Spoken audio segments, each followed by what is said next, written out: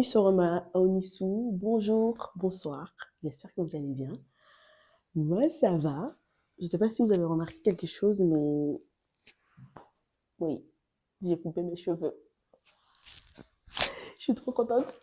Euh, j'ai eu beaucoup de demandes sur mes réseaux, parce que j'ai publié sur TikTok, Une Malade en France, et sur mon Instagram. Déjà, avant de rentrer dans le vif du sujet, je vous invite à vous abonner massivement à mon compte Instagram et à cette chaîne YouTube, à partager autour de vous, à vous abonner, comme ça vous serez les premiers prévenus dès que je sors un épisode. Donc je disais que j'ai coupé mes cheveux et que je l'avais annoncé sur mes réseaux sociaux. J'ai eu beaucoup de commentaires en privé sur des gens qui sont autour de moi, qui étaient choqués, genre je ne comprenais pas pourquoi cette décision, du pourquoi cette décision-là d'un coup. J'ai pas répondu à tout le monde, parce que je me suis dit que je ferais une vidéo là-dessus. Déjà, dans un premier temps, c'est que des cheveux. Et non, j'ai pas pris la décision comme ça du jour au lendemain. Ça faisait un bon bout de temps que je voulais vraiment changer de coupe. Et aussi, en fait, juste la nouveauté, quoi. Genre, repartir, recommencer à zéro, renaître. Et non, ça m'a fait plaisir. Et ça faisait longtemps que je ne m'étais pas vue comme cela. Et j'avais envie aussi de passer à autre chose sur beaucoup, beaucoup, beaucoup de plans. Comme je vous ai dit dernièrement, l'année 2024 a été très, très compliquée sur tous les plans. Mais vraiment, à un moment, genre, je m'étais là. C'est le story time, hein, genre. Je vais vous expliquer brièvement tout ce que j'ai traversé en 2024 sans rentrer dans le vif du sujet. Mais c'est tellement compliqué qu'à un moment, genre, je pensais que l'univers était contre moi. Genre, j'ai dit, like, c'est quoi cette histoire? Qu'est-ce qui se passe? Qui m'a marabouté? Alors, déjà, il faut savoir que la merde, je suis désolée, je vais être assez vulgaire dans cette vidéo-là. La merde a commencé, on va dire, depuis fin 2023. Je vous ai expliqué brièvement que j'avais été sans papier, c'est-à-dire mon titre de séjour était bloqué au niveau de la préfecture. Je ne vous apprends rien, je l'ai expliqué un peu dans le podcast, dans je ne sais plus quel épisode, mais voilà. Donc j'avais plus de titre de séjour, ce qui a fait que j'ai été suspendue au travail. Donc j'étais sans papier et j'étais sans travail. Donc je vous laisse imaginer. Rester à la maison, bouquiner, sortir, parce que j'aime bien sortir, j'aime bien flâner dans Paris. Jusque-là, tout allait bien parce que j'étais, on va dire, enfin, quand j'ai été suspendue, j'avais plus de salaire. Mais juste 2 mois plus tard, il me semble, j'ai repris, donc tout allait bien. J'ai commencé à suivre un peu mon train de vie et tout allait bien. Et par la suite, bah, en fait, j'avais fait aussi ma demande de naturalisation qui a fonctionné. Et donc, ça a fait que déjà dans ma boîte, c'était très compliqué. J'ai toujours pas envie de rentrer dans ce côté-là parce que j'ai pas envie. Mais c'était très compliqué en tout cas dans ma boîte. Pour vous donner une idée, on était, je crois, 7 ou 8 dans mon service. Du jour au lendemain, genre par jour, c'était minimum 2 démissions, voire 3. Tout le monde a décidé de partir au même moment. Et sauf que bah, moi, déjà quelque part, je me disais, bon, j'ai été suspendue il n'y a pas très longtemps, j'ai besoin de sous, j'ai pas mes papiers, donc je peux pas partir, même si l'ambiance ne me convenait plus. J'étais quand même là, genre, il faut que je travaille, il faut que je charbonne, il faut que je fasse mes preuves, il faut. Et sans m'en rendre compte, genre, je me mettais tellement de pression, j'étais censée prouver beaucoup de choses. Et au début, ça me dérangeait pas parce que j'aimais bien ce que je faisais. C'était cool, genre, ma responsable m'aimait bien, en tout cas. Elle n'arrêtait pas de le dire, je faisais bien mon travail, jusqu'à ce que je me rappelle un moment, on devait faire venir, faire une captation.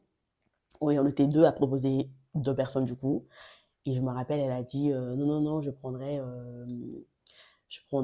celle que vous m'avez proposée ou un truc comme ça. Enfin bref. Mais en tout cas, ça se passait bien entre nous parce que je pense que je faisais bien mon travail. Et du coup, voilà. Et donc, du jour au lendemain, en fait, ma relation avec elle a été très compliqué, je me sentais plus à ma place, je n'en pouvais plus parce que tout simplement, vu que j'avais plus de charge de travail déjà par rapport aux autres, et me rendre compte que tout le monde parte et que c'était des gens que je commençais à vraiment avoir des liens très sincères, très profonds, c'est des gens que j'aimais bien, donc me rendre compte qu'ils allaient tous partir, genre c'était pas bien, plus ma demande de naturalisation qui traînait beaucoup parce que moi je voulais pas non plus qu'on me resuspende parce que c'est très compliqué côté financier, bref.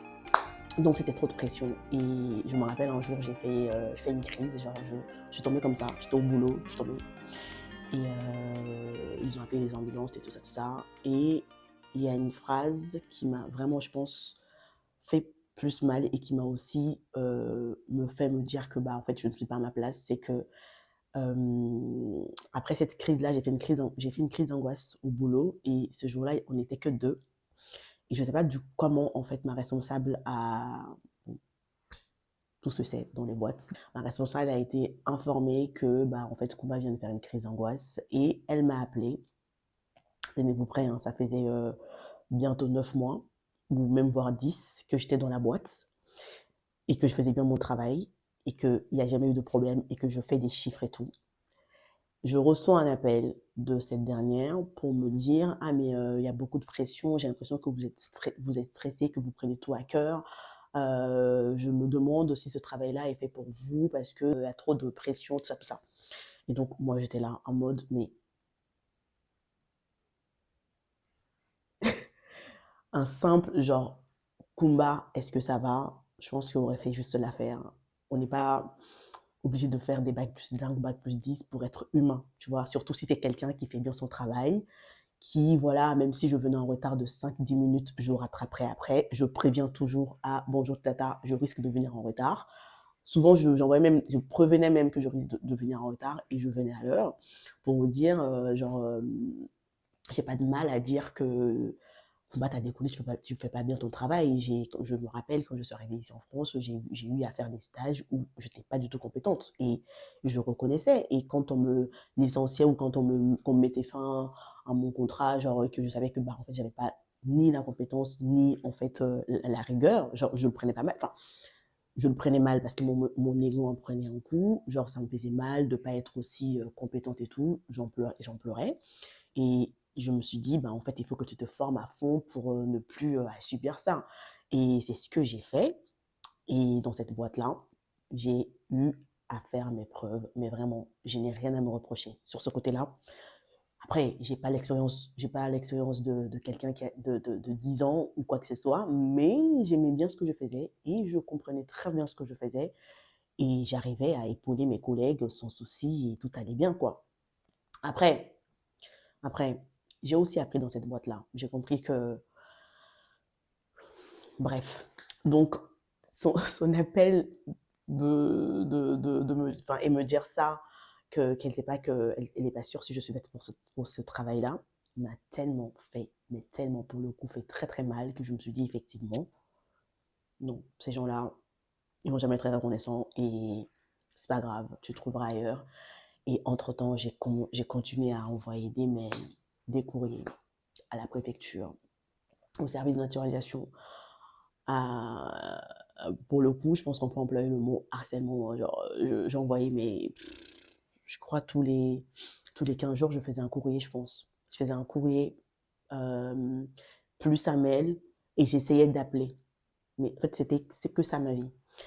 Et donc, entre-temps, en fait, ça s'est terminé avec cette boîte-là. Je pense que je vous raconterai quand ça serait vraiment, quand je serai prête à vous raconter. Et donc, ça s'est terminé avec cette boîte-là. Et comme toujours cette pression, je ne sais pas si ça arrive à d'autres personnes, j'allais dire à d'autres communautés, mais en tout cas, je sais que les gens qui viennent ici pour les études et qu'après ils travaillent, on a tellement plus de pression que c'est juste pas possible. C'est-à-dire que inconsciemment, tu es toujours dans le truc. Il faut anticiper, il faut ci, il faut ça. Je savais que j'allais terminer avec cette boîte-là. Il fallait que je trouve toujours tout de suite automatiquement, enfin tout de suite automatiquement.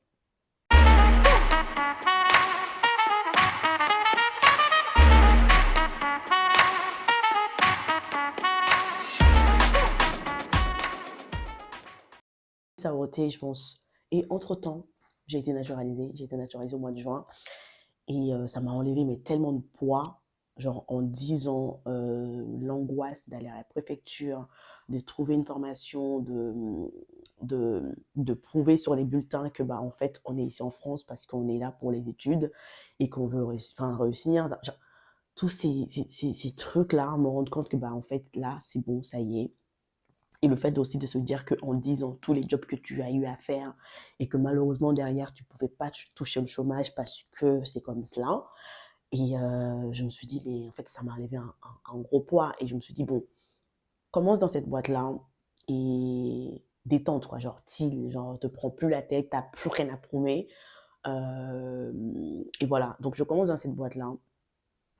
Grosse déception. Peut-être que je n'étais pas encore guérie euh, dans l'ancienne boîte. Peut-être que j'aurais pu ou dû prendre du temps, c'est-à-dire m'éloigner un peu, mais vraiment m'éloigner du monde du travail, ne plus y penser pendant, je sais pas, 2, 3 mois et après reprendre. Mais c'était pas une bonne idée. J'ai intégré cette boîte-là, c'était assez chaotique, en tout cas à mon sens. Je ressentais pas de bonnes énergies dans le sens où j'avais même pas envie de m'impliquer en fait. J'avais pas l'envie de m'impliquer, j'avais pas envie de voilà. Et donc du coup bah on a arrêté avec cette boîte là aussi au bout de quelques mois. Et du coup je suis restée sans travail depuis août jusqu'à maintenant. Donc quand je vous dis que c'est compliqué, c'est compliqué. Et c'est surtout que je m'étais habituée à une sorte de train de vie, genre la meuf qui bosse, qui a son argent, qui fait des activités, qui va dans des musées, qui va dans des théâtres, dans des restaurants parisiens et tout. Enfin, et du jour au lendemain, me rendre compte que bah en fait c'est plus possible parce que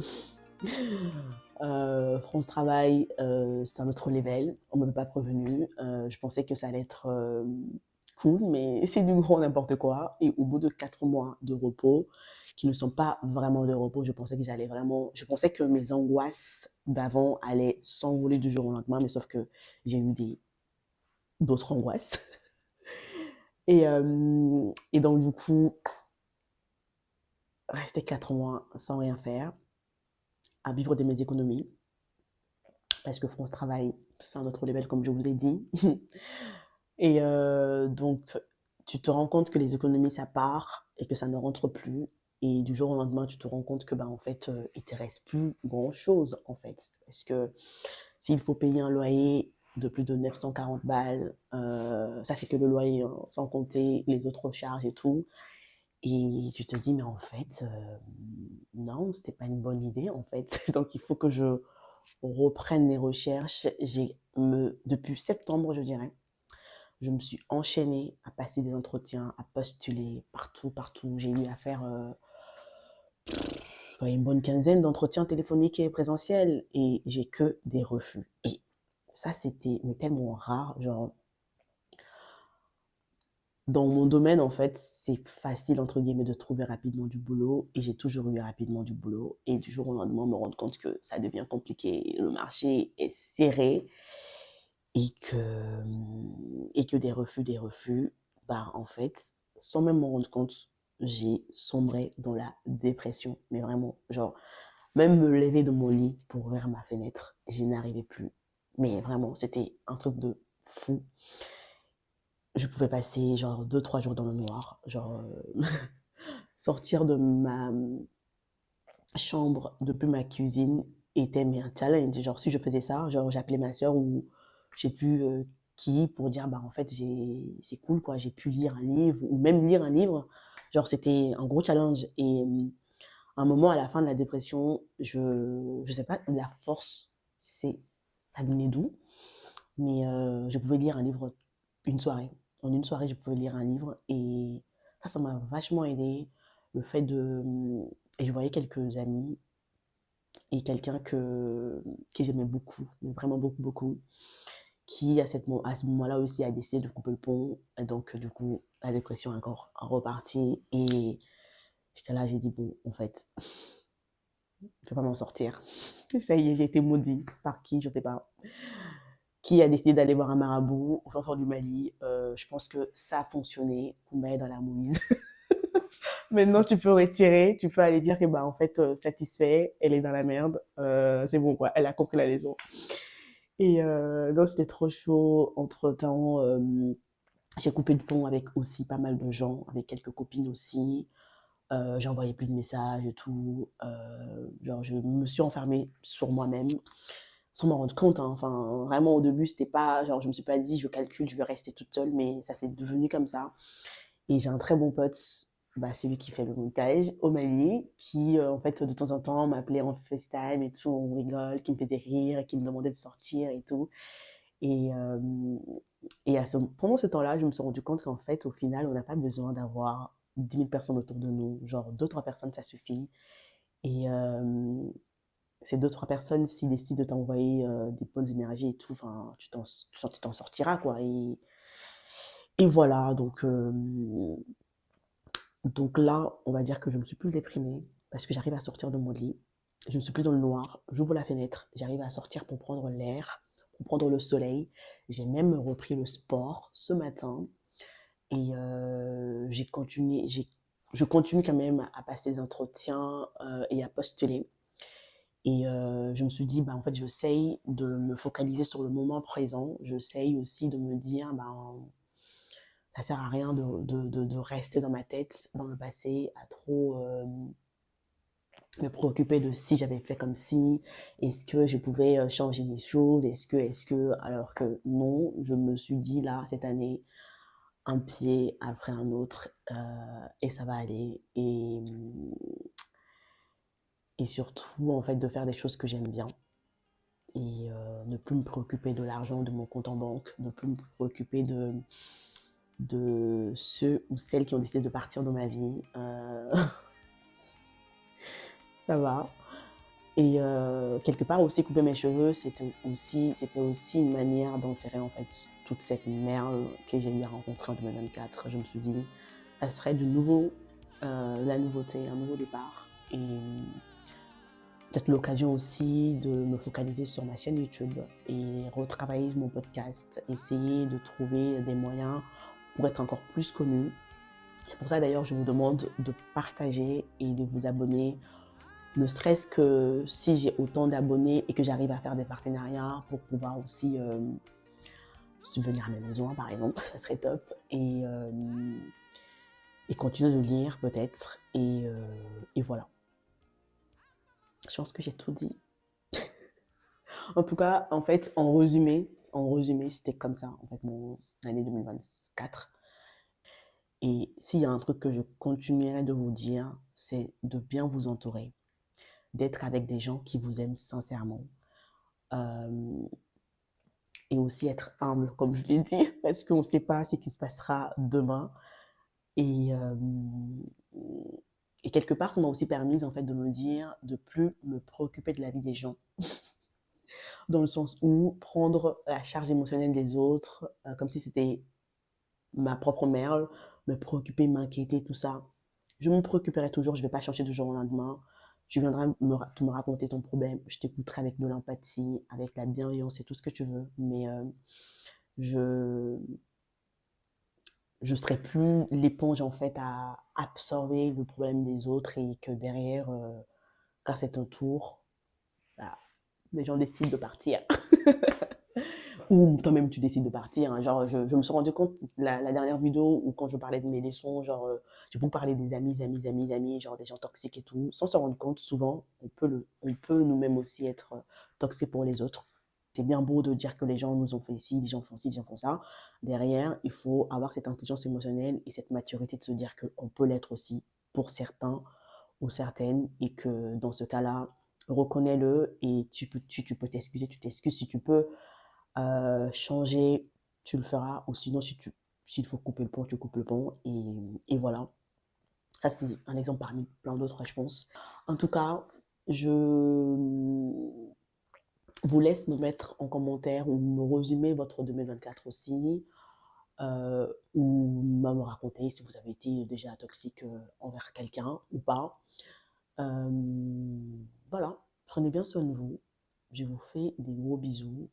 Continuez à vous abonner, à partager autour de vous, à me suivre sur mon compte Instagram, Une Malène en France. Et le podcast, je pense que je sortirai cet épisode-là en podcast sur Spotify et sur Google Podcast, comme toujours.